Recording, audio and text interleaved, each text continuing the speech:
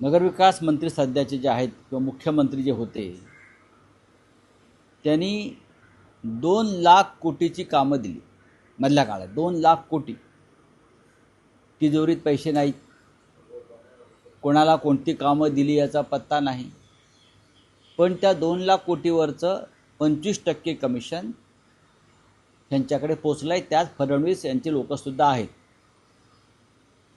कोणी लुटली आहे महानगरपालिका हे मुंबईच्या जनतेला माहिती आहे. आणि लुटमार करणाऱ्यांच्या हांड्या फोडत तुम्ही मुंबईपासून ठाण्यापर्यंत फिरताय. ज्यांनी मुंबई लुटली त्यांच्याच हांड्या आपण फोडताय. हांडीमध्ये दही लोणी जे आहे ते ज्यांनी ओरपून खाल्लं आहे त्यांच्या हांड्या आपण फोडताय. याला काय म्हणायचं? देवेंद्र फडणवीस आपण जे तुमच्या आसपास चोर दरोडेखोर लफंगे आहेत बरं का, त्यांना पाठीशी घालू नका. महाराष्ट्र तुम्हाला माफ करणार नाही. आणि मुंबई कोणी लुटली आणि कोण लुटत आहे? हां, गौतम अडाणी कोणाची हंडी फोडतो? हे गौतम अडाणीची हंडी फोडणारे लोक आहेत. गौतम अडाणीच्या हंडीमध्ये जी मलई आहे ते खाणारे हे लोक आहेत. हे आम्हाला काय सांगताय?